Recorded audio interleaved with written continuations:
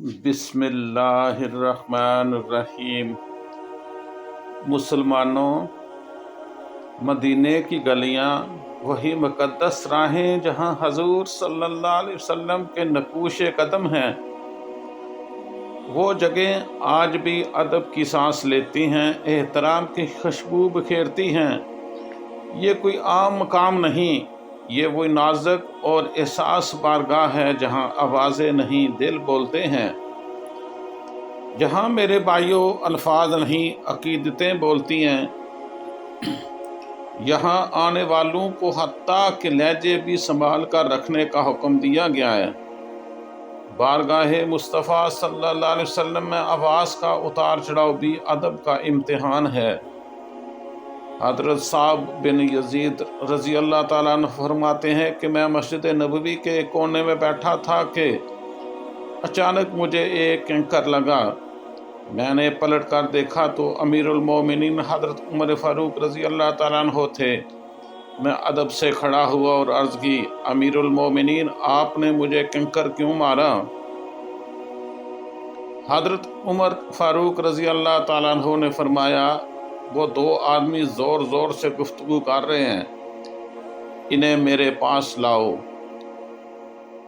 راوی کہتے ہیں کہ میں ان دونوں کو بلا لیا۔ حضرت عمر رضی اللہ تعالیٰ عنہ نے پوچھا، تم کہاں کے رہنے والے ہو؟ انہوں نے کہا، ہم طائف کے رہنے والے ہیں۔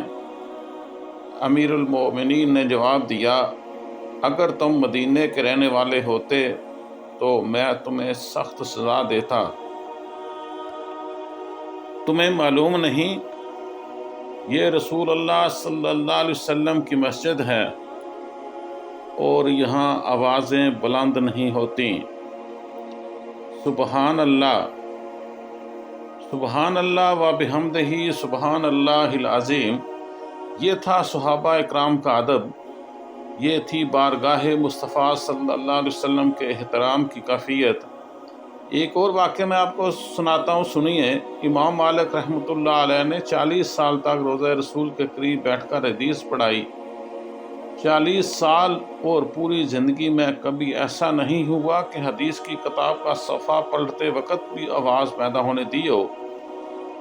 یہ عشق کی انتہا ہے میرے بھائیوں، یہ ادب کا وہ درجہ جو دلوں میں لرزہ طاری کر رہا ہے، جو دلوں میں لرزہ طاری کر دیتا ہے۔ یہاں بولنے سے پہلے دل کانپتا ہے، یہاں قدم رکھنے سے پہلے روح جھک جاتی ہے، یہاں محبتیں سمت بدل لیتی ہیں۔ صلو علی الحبیب صلی اللہ علیہ وسلم۔